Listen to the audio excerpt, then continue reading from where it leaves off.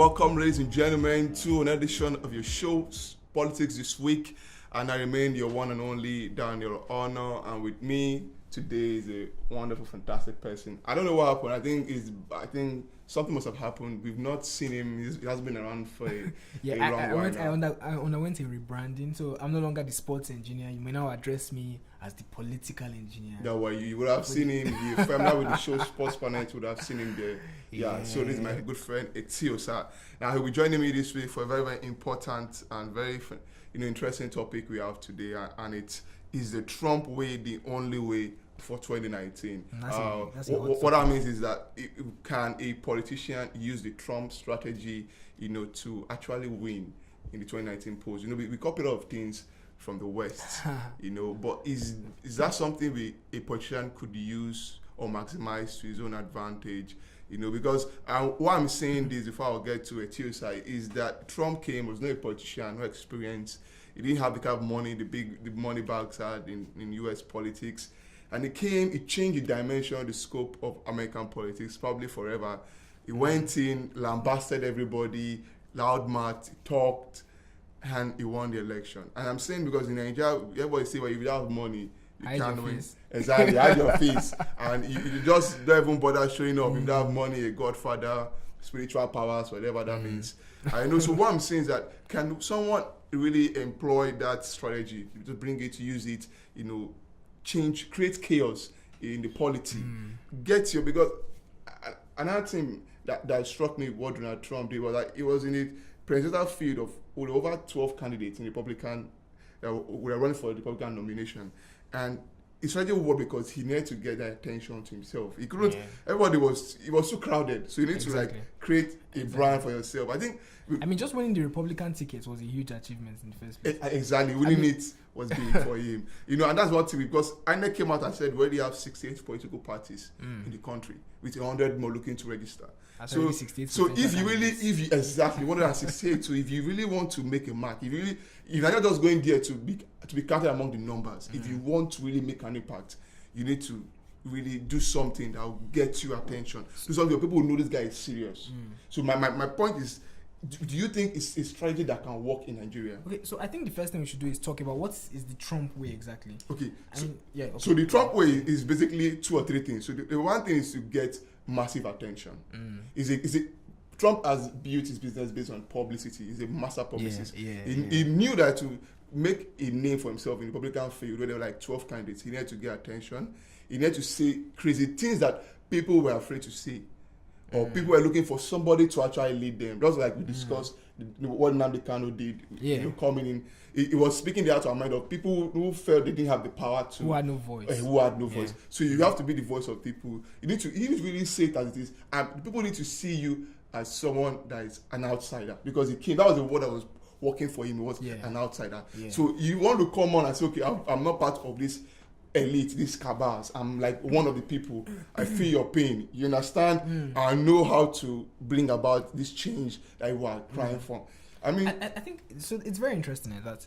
So we're saying whether or not it can work here. I think it already has. So if you look at our current president Buhari, Muhammadu Buhari, how he came in. This was how he came in as well. He. So at the time there was a very huge anti-current government sentiment. So nobody wanted to hear anything about the current government. You don't want to hear what they've achieved. Just go. That kind of thing. And Buhari came in and he was like, okay, and if you look at their campaigns, they really rallied around that. So they'll come out and be like, oh, for the past so amount of years, 16 years, what has PDP done for you? That kind of thing, and that's what a lot of people were feeling. And it really rallied around that, and people came out.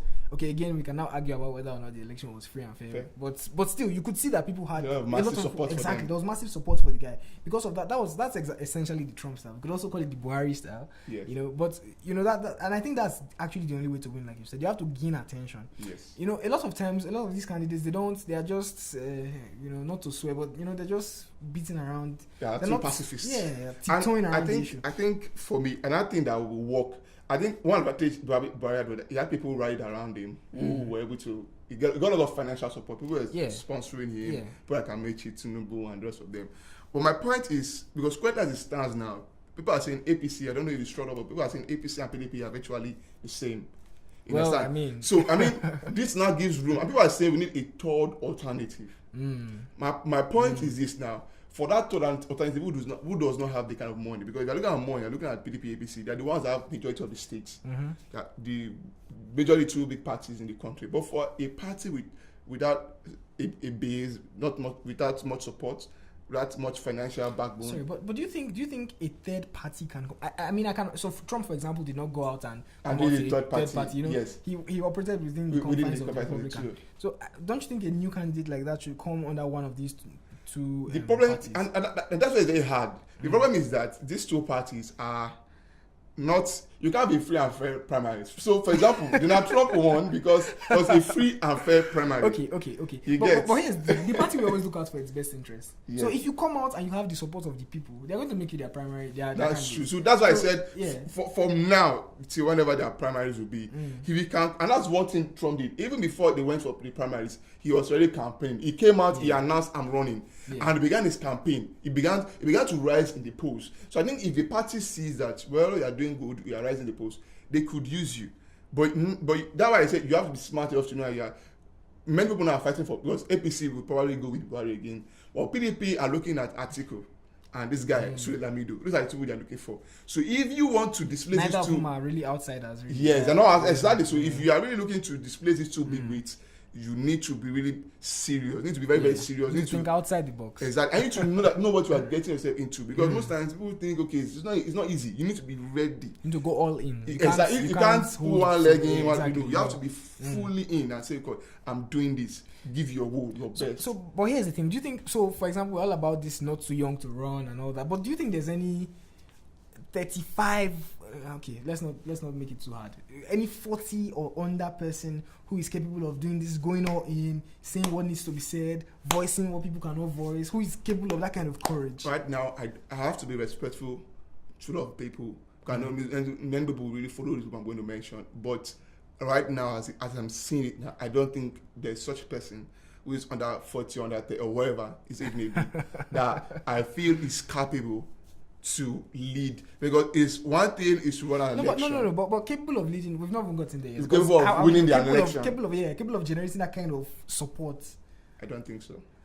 I would disagree with you. Why? Would you mention? I mean, so for example, I mean, I'm naming names, but so for example, there's Fela Durotoye's campaign of Get Your PVC. Get Your PVC. You know, that's a fantastic campaign. I mean, I personally didn't believe it to get as much traction as it did. I can't lie to you. When I first saw it, I was like, oh, I mean, what's this? This is 2 weeks max. This thing is going to have buzzed out. But everybody's talking about it. I mean, they may not have gotten their cards. That's a different matter, whether they now actually went to get it. But everybody's talking about it. He has generated a lot of interest. He has generated a lot of conversation. Exactly. And that's the first step. That's the first step in the Trump way. The next thing I need to do is come out and say something controversial, like, which I don't see him doing. That is not in Fela's nature. It's not his style. It's not his. But you know, one thing about winning an election, so is that you can change your style. You can always get someone to tell you, "Come, this is what you need to do," and you must be willing to say, "Okay." Must be willing to adapt. That's exactly. You must adapt. So for now, I do not see if Fela Durotoye actually doing much when it comes to election. You need to be psychologically, physically ready. You need to be prepared for a long time. You understand? And I know there's another guy, people mention his name, Adebola Williams, or Adebola Lagos, like he's popularly called. I also of Red Media. I do not see him. I see him as more. I see these people as more of the establishment. Okay, but you know, so for example, Red Media. Oh well, yeah. You know, he wrote How to Win Elections in Africa. Yeah, which to me, do you know what I feel? I think yes, it may be a brilliant young man. He's a good strategist. He was responsible for both GEG's 2011 campaign and Buhari's 2015 campaign. I mean, that's pedigree. That's some pedigree. I think there are many people who were involved in all this. Can he do 3 in a row? No, I mean, there are people involved in all this. Ronaldo is the Ballon d'Or winner at the end of the day. No. I'm saying when you say who is involved in election, there are many people who come and say, I want to give support, I want to do good, but all the people who have their own personal strategies. Okay. But looking at Jonathan Jonathan had lots of support, a lot of goodwill. When there was no way he wouldn't have won, except somebody who had a better strategy would have won the election. Or the same thing with Buhari. Buhari was poised to win the election, not because Buhari was brilliant. Again, it was strategy that got him there. Like we said, Buhari came out and voiced opinions of people who, we're all like, we're tired of this government, we're tired of Jonathan. And Buhari came and voiced, exactly. I mean, they could have come and had enough. And I think the Jonathan team then didn't actually do very well. Yeah, they didn't do countering it. They lacked the strategy, lacked the people to help him, because he could have easily have done a lot to actually stay. I mean, it's have been tough.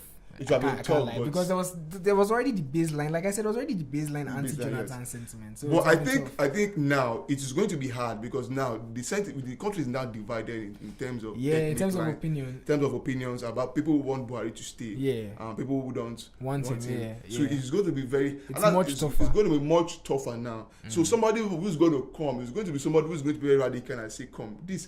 The information is out there about what is happening. People who have lost jobs, no infrastructure in 3 years has been in power. Nothing has been done. I mean, how can it be herdsmen killing up and down? So I mean, if somebody there's enough with Arsenal for anybody who is willing to come out and run. The problem is we are not seeing that person. That's the key thing. We are not seeing that person. This is February, and probably the election is in a year's time. The election is next year, February. Yet there's nobody, and everybody seems confused. Everybody seems, should I run? Should I not run? And I think everybody is possibly waiting for. I think everybody believes that Buhari will probably win the election. I think everybody deep down believes that. So majority of people are waiting for 2023. That's a long time. That's a long time, but I believe that's where, and I do believe that's where many millennials or many young people will have a chance, because you need to actually. But by that time we're going to be old. I mean, now we are young. That's just 4 years. You don't get that old in 4 years. You don't get to be 100 in 4 years. 4 years is a long time. Maybe a lot of things will happen, but you will still be in the range of a young person, a youth.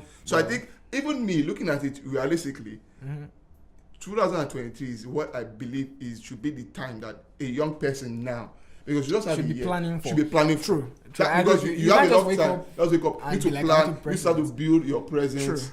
Build your name, your brand, let people know you, and build a very good reputation. So you have now to 2003 to build that reputation.